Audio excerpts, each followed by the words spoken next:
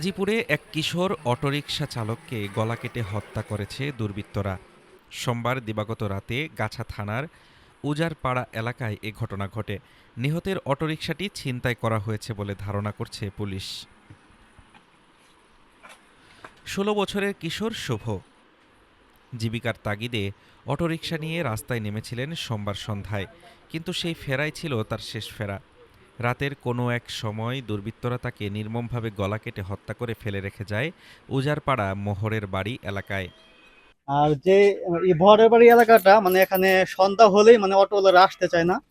মানে এখান থেকে মানে আগে থেকে মানে ছিনতাই এরকম মানুষের কাছ থেকে টাকা পয়সা মোবাইল চুরি টুরি মানে আগে থেকে এরকম মানে হয়ে আসছে। আর আজকে তো যে ঘটনাটা ঘটছে মানে খুবই হৃদয় বিদারক, মানে খুবই মারাত্মক একটি অবস্থা। নিহত শুভ নেত্রকোনার মদন থানার গোবিন্দশ্রী এলাকার মোহাম্মদ আমির মিয়ার ছেলে। সে গাজীপুরের শরীফপুর এলাকায় ভাড়া বাসায় থেকে অটোরিকশা চালিয়ে পরিবারকে সাহায্য করত। ভোরে স্থানীয়রা রাস্তার পাশে তার রক্তাক্ত মরদেহ পড়ে থাকতে দেখে পুলিশে খবর দেয়। সকালবেলা ৬টার সময় আমার বন্ধু ফোন দিছে, পরে আইসা দেখলাম এখানে এই অবস্থা। দেখি যে এক অটো ড্রাইভারকে এই গলা জব করে ফেলায় রাখছে এই জায়গায়। খবর পেয়ে পুলিশ ঘটনাস্থলে পৌঁছে মরদেহ উদ্ধার করে ময়নাতদন্তের জন্য শহীদ তাজউদ্দিন আহমদ মেডিকেল কলেজ হাসপাতালে পাঠায়। পুলিশের প্রাথমিক ধারণা অটোরিকশাটি ছিনতাই করার উদ্দেশ্যেই এই হত্যাকাণ্ড ঘটানো হয়েছে। যে আমরা যে আজকে সকালবেলায় ত্রিপুরায় আমরা জানতে পারি যে এখানে একজন অজ্ঞাত ব্যক্তি লাশ পড়ে আছে গলা কাটা অবস্থা। পরবর্তী আমাদের পুলিশ খবর পেয়ে দ্রুত ঘটনাস্থলে আসে। আসার পর দেখে যাওয়া পরবর্তীতে লোকজন জড়ো হয় এবং তার পরিবারের মাধ্যমে আমরা লাশটা আইডেন্টিফাই করতে পারি। তো সে মূলত অটো চালায়। তো সে রাত্রেবেলায় অটো নিয়ে বের হয়। পরবর্তীতে কে বা কারা তাকে গলা কেটে অটোটা ছিনতাই করে নিয়ে চলে যায়। এই ঘটনায় নিহতের পরিবারে বইছে শোকের মাতম। দোষীদের দ্রুত আইনের আওতায় এনে দৃষ্টান্তমূলক শাস্তির দাবি জানিয়েছেন স্বজন ও স্থানীয় বাসিন্দারা। হাফিজুর রহমান তুষার, ঢাকা টুডে।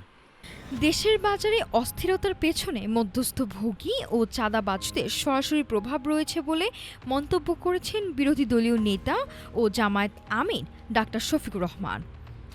মঙ্গলবার ভোরে রাজধানীর মিরপুর শাহ আলী পাইকারি বাজার পরিদর্শনে গিয়ে তিনি বলেন, সিন্ডিকেটের কারণেই কৃত্রিমভাবে পণ্যের দাম বাড়ানো হচ্ছে। সাধারণ মানুষের নাভিশ্বাস ওঠা বাজার পরিস্থিতি সরাসরি দেখতে সাত সকালেই মাঠে নামলেন বিরোধী দলীয় নেতা ডাক্তার শফিকুর রহমান। মঙ্গলবার ভোর ৬টায় রাজধানীর অন্যতম বৃহৎ মিরপুর শাহ আলী পাইকারি বাজার পরিদর্শনে যান জামায়াত আমির। এ সময় বাজারের বিভিন্ন অংশ ঘুরে দেখার পাশাপাশি ব্যবসায়ী ও সাধারণ ক্রেতাদের অভিযোগ শোনেন তিনি। বাজার পরিদর্শন শেষে সাংবাদিকদের সামনে বাজারের বর্তমান পরিস্থিতির ব্যবচ্ছেদ করেন তিনি। জামায়াত আমিরের দাবি, কৃষক পণ্য কম দামে বিক্রি করলেও মধ্যস্থ ভোগী ও পথে পথে চলা চাঁদাবাজির কারণে সাধারণ ভোক্তাদের পকেট কাটছে একদল সিন্ডিকেট। পরিদর্শনকালে দলটির কেন্দ্রীয় ও স্থানীয় নেতারাও উপস্থিত ছিলেন। ডাক্তার শফিকুর রহমান বলেন, জনগণের স্বার্থ রক্ষায় সংসদের ভেতরে ও বাইরে বিরোধী দল সোচ্চার ভূমিকা পালন করবে। কোনো অপশক্তির কাছে জিম্মি হয়ে বাজার ব্যবস্থা ভেঙে পড়তে দেয়া হবে না বলেও হুঁশিয়ারি দেন তিনি। দ্রব্যমূল্য নিয়ন্ত্রণে সরকারের বিশেষ নজরদারির পাশাপাশি সিন্ডিকেট ভাঙার আহ্বান জানান জামায়াত নেতারা। সাধারণ মানুষের প্রত্যাশা, রাজনৈতিক দলগুলোর এই তৎপরতা যেন কেবল পরিদর্শনই নয়, বরং দাম কমানোর ক্ষেত্রে দৃশ্যমান কোনো পরিবর্তন আনে। নাফিসা সামিয়া, ঢাকা টুডে।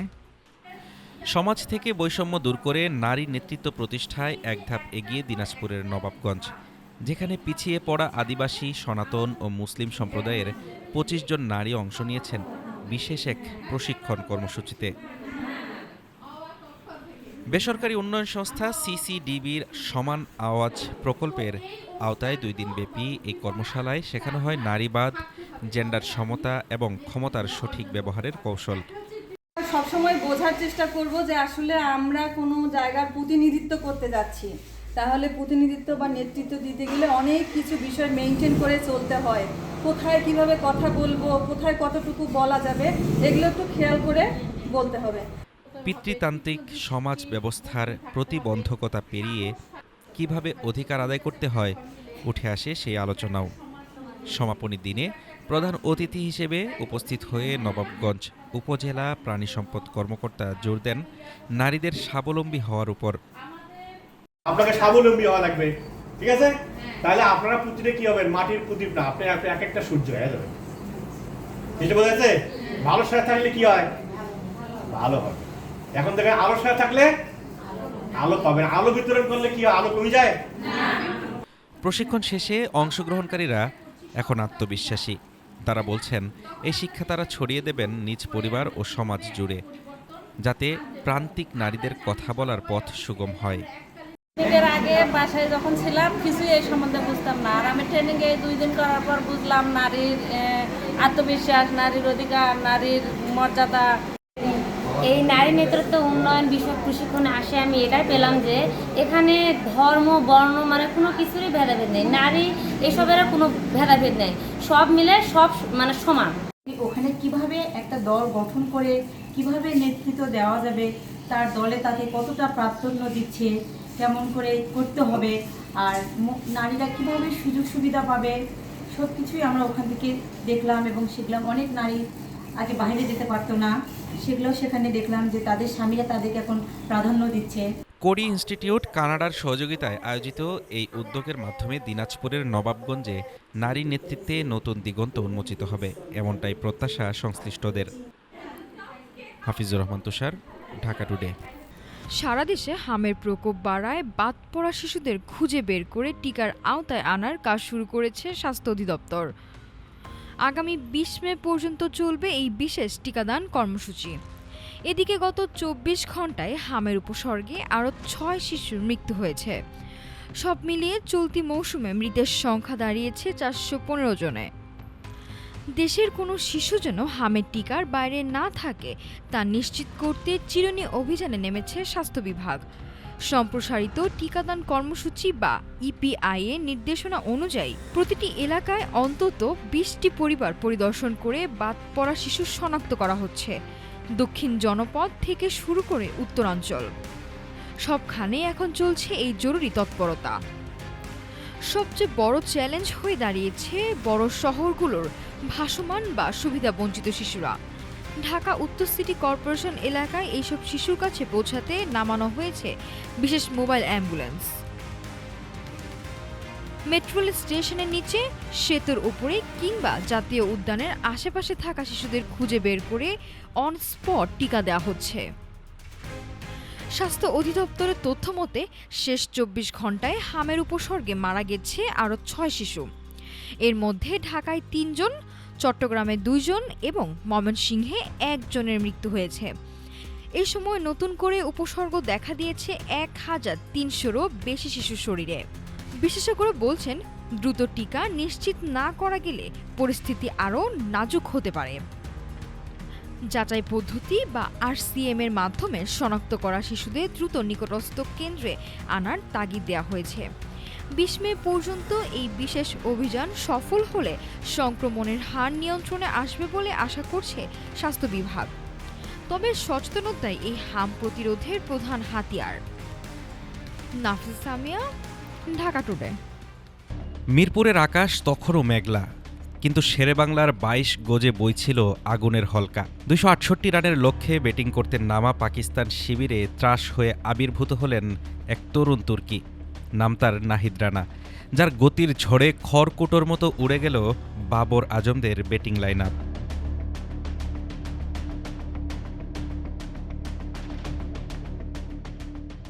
আগের দিন শেষ বিকেলে যেখানে শেষ করেছিলেন, আজ যেন সেখান থেকেই শুরু করলেন এই ডানহাতি পেসার। ঘন্টায় 150 কিলোমিটারের কাছাকাছি গতির এক একটি বাউন্সার আর নিখুঁত ইয়র্কারে দিশেহারা হয়ে পড়ে পাকিস্তানের মিডল অর্ডার। মাত্র 40 রান খরচায় 5 উইকেট। নাহিদের এই বিধ্বংসী স্পেলই লিখে দেয় ম্যাচের ভাগ্য। তবে জয়ের ভিতটা গড়ে দিয়েছিলেন অধিনায়ক নাজমুল হোসেন শান্ত।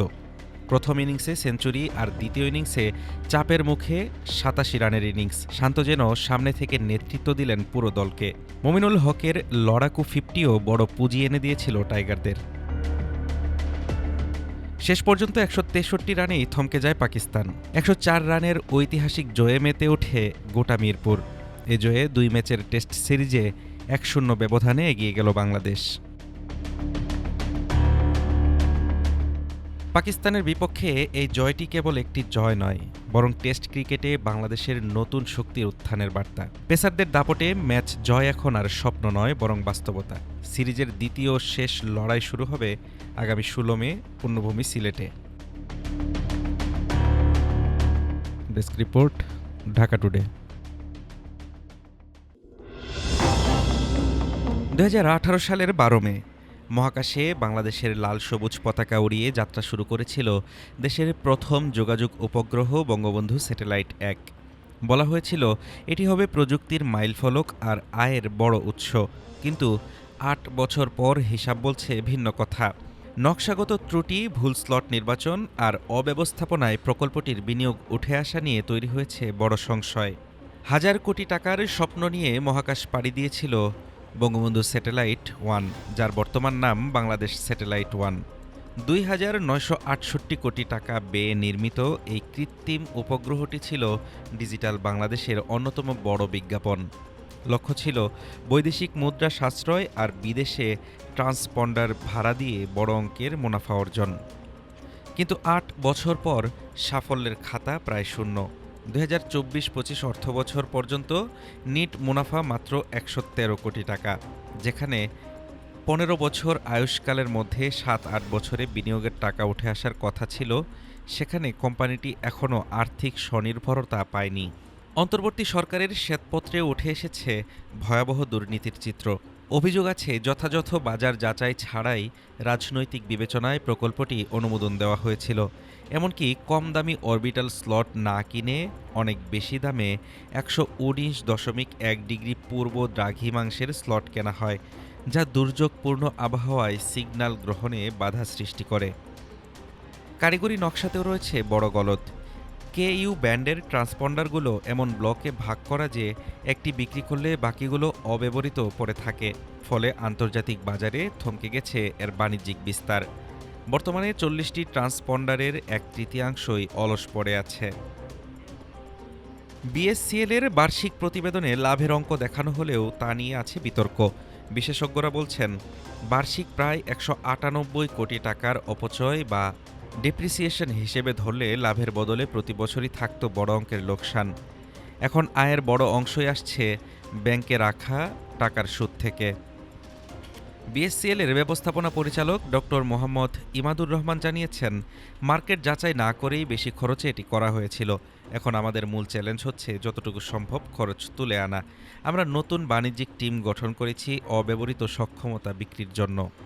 দেশের টেলিভিশন চ্যানেল ও সরকারি কিছু সংস্থা এই সেবা ব্যবহার করলেও ইন্দোনেশিয়া বা ফিলিপাইনের মতো বিদেশি বাজার ধরতে ব্যর্থ হয়েছে বাংলাদেশ। রাজনৈতিক উচ্চাভিলাষ আর পরিকল্পনার অভাবে 3000 কোটি টাকার এই প্রকল্প এখন অস্তিত্ব রক্ষার লড়াইয়ে। প্রযুক্তিগত উৎকর্ষ কেবল মহাকাশে ডানা মেলার নাম নয়, বরং তার সঠিক বাণিজ্যিক ব্যবহারই নির্ধারণ করে প্রকল্পের সার্থকতা। বঙ্গবন্ধু স্যাটেলাইট 1 কি পারবে তার সীমাবদ্ধতা কাটিয়ে আগামীর দিনগুলোতে লাভের মুখ দেখতে, নাকি এটি কেবলই একটি ব্যয়বহুল রাষ্ট্রীয় শৌখিনতা হয়ে থেকে যাবে? হাফিজুর রহমান তুষার, ঢাকা টুডে। বিদেশে যাওয়া ভিসা প্রক্রিয়া সহজ করতে বড় উদ্যোগ নিয়েছে বাংলাদেশ ব্যাংক। এখন থেকে বিদেশি দূতাবাসগুলোর চাহিদা অনুযায়ী ভিসা বন্ড কিংবা সিকিউরিটি ডিপোজিটের জন্য বৈদেশিক মুদ্রা ছাড় করা যাবে। কেন্দ্রীয় ব্যাংকে নতুন এই নির্দেশনায় আন্তর্জাতিক কার্ডের মাধ্যমে অর্থ পরিশোধের সুযোগ রাখা হয়েছে। বাংলাদেশি আবেদনকারীদের জন্য বিদেশি ভিসা পাওয়ার পথ আরও সহজ করছে কেন্দ্রীয় ব্যাংক। আগে মূলত শুধু ভিসা ফি পাঠানোর সুযোগ থাকলেও নতুন সার্কুলারের মাধ্যমে এখন থেকে বাধ্যতামূলক ভিসা বন্ড এবং ফেরতযোগ্য সিকিউরিটি ডিপোজিটের অর্থ বিদেশে পাঠানো যাবে। নতুন বিধান অনুযায়ী অনুমোদিত ডিলার বা ব্যাংকগুলো আবেদনকারীর পক্ষে সরাসরি সংশ্লিষ্ট বিদেশি কর্তৃপক্ষের কাছে অর্থ পাঠাতে পারবে। তবে এর জন্য আবেদনকারীর বৈধ পাসপোর্ট, দূতাবাসের চাহিদাপত্র বা ইনভয়েস এবং ফেরতের শর্ত সম্মিলিত প্রয়োজনীয় কাগজপত্র জমা দিতে হবে। তবে মুদ্রা ছাড়ের ক্ষেত্রে কড়া নজরদারিও রাখছে বাংলাদেশ ব্যাংক। নির্দেশনায় বলা হয়েছে, জামানতের অর্থ বিদেশি কর্তৃপক্ষ ফেরত দেওয়ার সাথে সাথে তা বাংলাদেশে ফিরিয়ে আনতে হবে। অর্থ ফেরত আনা নিশ্চিত করার দায়িত্ব আবেদনকারী ও সংশ্লিষ্ট ব্যাংক উভয়কেই নিতে হবে। মানি লন্ডারিং প্রতিরোধ ও কর সংক্রান্ত সকল নিয়ম মেনে সম্পূর্ণ করতে হবে এসব লেনদেন। প্রতিটি ব্যাংকে এই সংক্রান্ত আলাদা তথ্য সংরক্ষণ করতে হবে এবং নিয়মিতভাবে কেন্দ্রীয় ব্যাংকে প্রতিবেদন জমা দিতে হবে।